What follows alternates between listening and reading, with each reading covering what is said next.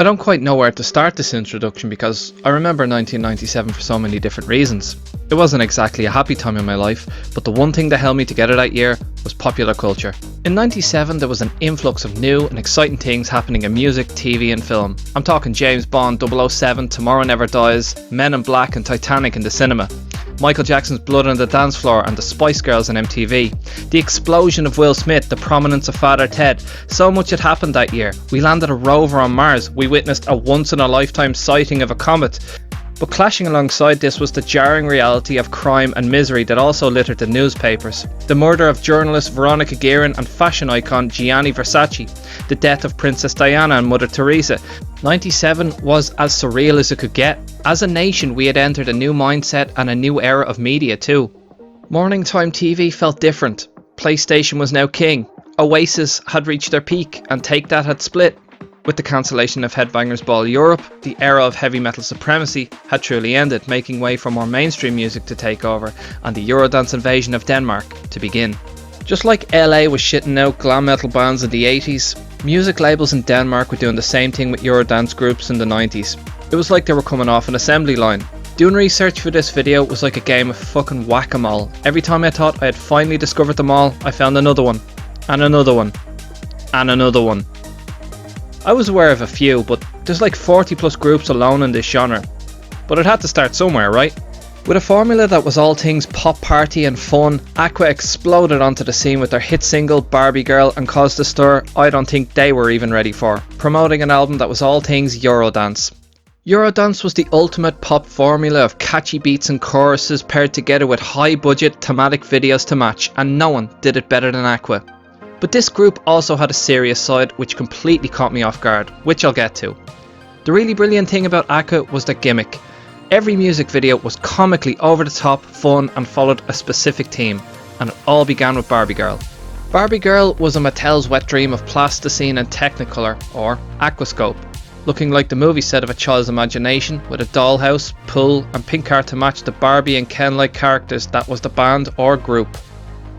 We had Miss Barbie Girl herself, Leanne Strum on lead vocals, co-vocalist rapper Renee Diff as Ken, Soren Rasted on keyboards and production, and Klaus Noren on guitar, and also production. Sorry, these names are very hard to pronounce.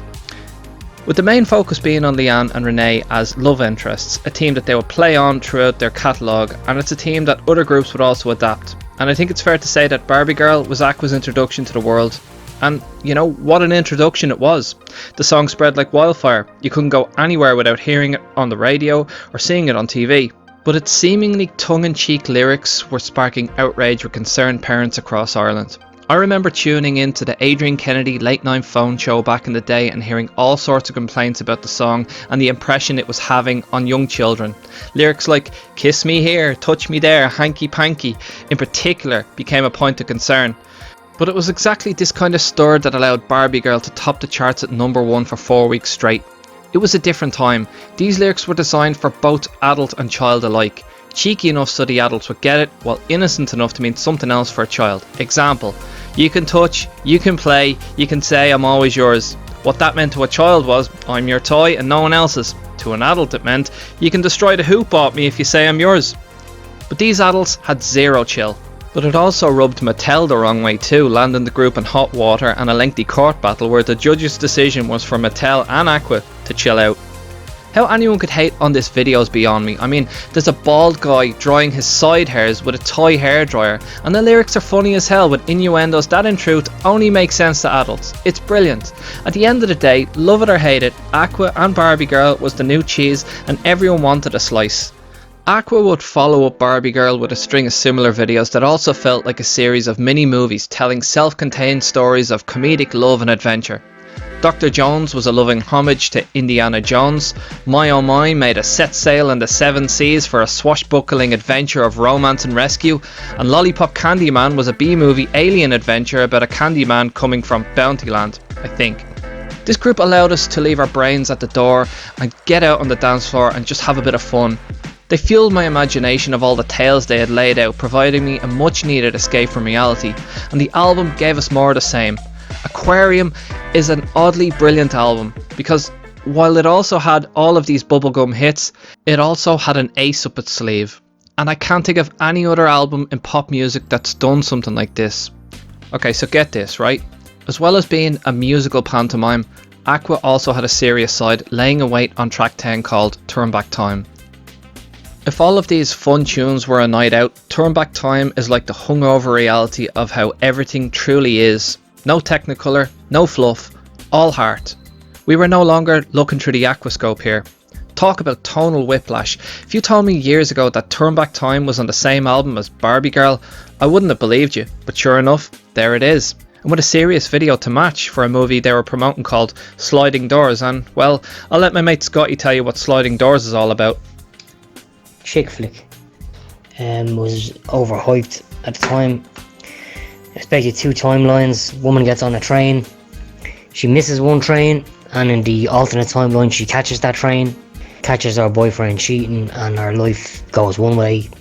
Doesn't catch her boyfriend cheating, her life goes another way. Interesting that way, but very much a chick flick, you know, but wouldn't be going to recommend it now. Turn Back Time was released on the 4th of May 1998, debuting at number 1 on the UK singles charts and number 2 on the Irish charts. The group's ability to successfully make it as both a comedic escape act and a serious one, in my books, is pretty cool. Aqua would eventually release a second album at the turn of the millennium titled Aquarius, with the same level of cheese as their debut, and I don't know how to feel about that one. On one hand, it's nice that they stuck to the formula that made them, but coming into the 2000s, the formula felt dated, clashing with the tide of what was coming next. But I loved their serious side, and it would have been nice to see more of it. The album doesn't appear to have gotten even a fraction of the budget necessary to keep up their momentum, but on the contrary, this album was back to the hilt and given an even bigger budget. But unfortunately though, Aqua would eventually soon drop off after this. It wouldn't be until years later that they returned once more. But Aqua crawled so carbon copy groups like Hit and Hide, Days, Toybox and many others could run. If Anthrax, Megadeth, Metallica and Slayer were the big four in metal, these were the big four in Eurodance. Sure, you could argue that the Venga Boys, Me and My and Gina G were also pioneers of the genre. You could even go back as far as 1989 and say that Fuzzbox was the true starting gate, but Aqua's formula was undeniable and eventually became the standard for groups and artists in Eurodance. Now, I don't want to confuse Eurodance with groups like Two Unlimited. In my humble opinion, that's a different nightclub altogether which deserves a video all its own. If you want to get super specific, groups like Aqua are considered to be a part of a subgenre of Eurodance known as bubblegum dance, and I wish I knew that when I was making the fucking thumbnail, but there you go. And sure, I could go back now and edit the thumbnail, but you know what, I'm not going to do that because you know what, music is subjective and I'm sure someone will come along and tell me how wrong I am in the comments anyway, which I welcome. By the way, if you want to go ahead, like the video and leave a comment of your own and even subscribe, I can use all the help I can get. This video is 100% authentic, no AI generated voice or script here, because I even ruined my Spotify algorithm for this, so please smash that subscribe button for God's sake. At the end of the day, the success of Aqua had made them the blueprint for every other copycat act wanting to jump on the bandwagon, and with that said, along came Days with an almost identical look and sound to Aqua. They debuted onto the scene with their music videos Superhero and Toy Boy, promoting their album Superheroes. Both songs are catchy and fun with absolutely gibberish intros, and the videos are entertaining enough. The album is fun in an acid trip of Funderland kind of way. If you're Irish, you know what I mean by that. They were nowhere near as good as Aqua though. The album was okay with a lot of potential hits, including one I think they should have released first called Tamagotchi, because everyone 6 and up was fumbling about with one at the time. But I guess they were too dazed to realise. Get it? Lead singer Trine Bix and producers Lucas Seaver and I can't even pronounce that name, I'm sorry, Jesper Tunoff did their best to follow Aqua and had various chart success around the world.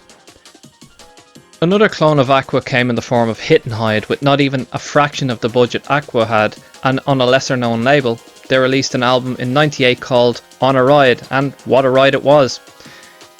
Their 3 hit singles were a low budget attempt at replicating the success of Aqua and their contemporaries. Although they weren't successful worldwide, they managed to make it to number 1 in their home territories. In my humble opinion, Space Invaders and The Book of Love are the most well known hits and the best songs in their catalogue. When it comes to their music videos, I mean, what do you want me to say? They're low budget, but I suppose they did their best, right? Hit and Hide would return with a second album, self-titled, on the 1st of January 2000. You know, when everyone was in a panic over the Millennium Bug and their computers timing out and shit, they didn't account for this tour, did they? Well, then there was Smile, or Smile.dk, who came onto the scene with their debut hit in 1998 titled Butterfly. And this is where the genre starts to go from good pop music to pure and utter crap. It's as if someone said, right, I know you're both Swedish, but you're in Denmark now, so I want you to dress in these matching outfits we bought at the Gap, pretend you're Japanese, and dance around the place because we're going to chroma key it into the shittiest CGI video you'll ever lay your eyes on. Don't even question it, girls. This is the music business, and business is good, so just go with it. Metallica are shitting themselves. And with that said, with last names I can't pronounce, Veronica and Nina did go along with it, releasing their self-titled album, Smile. And what can I say other than it's so god-awful that it's actually kinda good, but not really.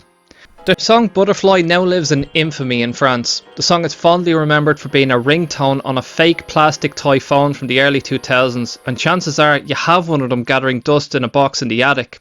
When everyone is finished nuking the planet, Butterfly will live on. Fuck. When humanity is no more and the aliens arrive, Butterfly will be humanity's lasting legacy, won't it? Fuck's sake.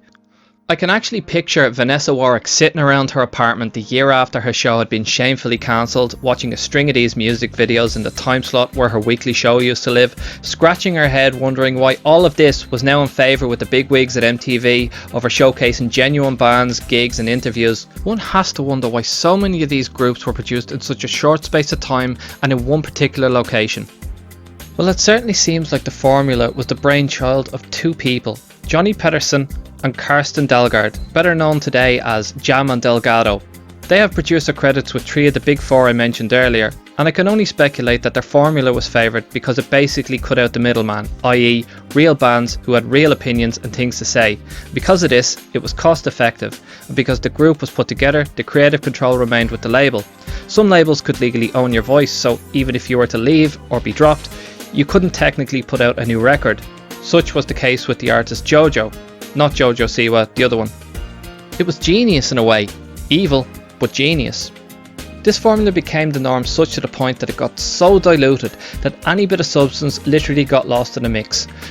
Groups like Crispy, Tiggy, Mr. Bombay, Lola Funbags Ferrari, Alpha 65, everyone you could think of started to jump on the bubblegum trend to the point of nauseam. A laundry list of here today, gone tomorrow, nobody singing about nothing. And I'm afraid that if I keep going down the rabbit hole and endlessly scraping the barrel of bubblegum Eurodance, I'll actually have to admit how vapid and truly terrible this genre is. And I don't want to do that because this is supposed to be a celebration of Eurodance, but I have to tell it like it is. Although I adore the fun campness of this type of music, it comes at a heavy price and falls short because a majority of these songs are devoid of any real meaning, heart or soul. There's little to no takeaway other than it's catchy nonsense that gets stuck in your head. It's all about leaving your brain at the door and dancing the night away, right? While the listener in the moment may benefit from that, where does it leave the person singing these songs? Did they not have hopes, dreams and songs of their own and a message that they wanted to share with their fans? Did they not have aspirations beyond singing stupid shit like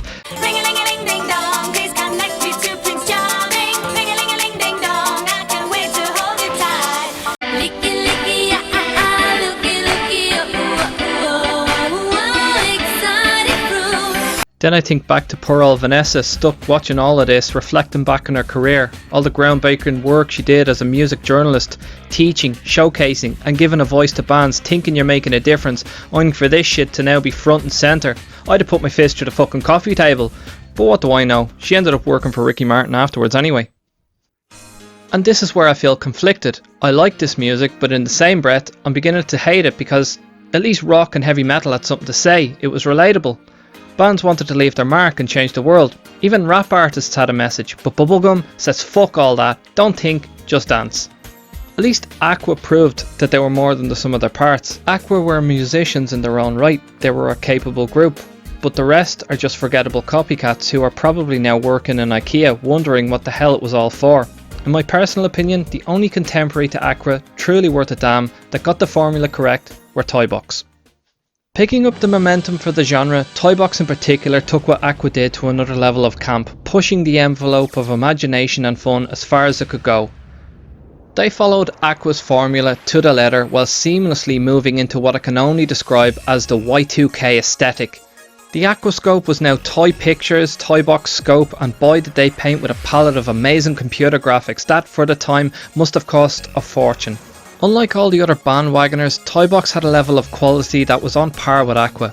And just like Aqua, Toybox released a plethora of music videos to promote their 1999 debut, Fantastic. And man, just take a look at that album cover. It literally is fantastic.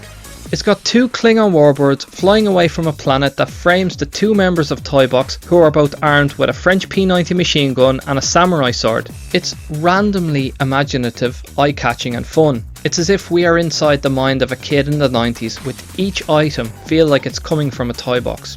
I love it. Fantastic boasted 12 tracks of fantastic adventures in its intro, and that's exactly what you're hit with in a similar style to Aqua.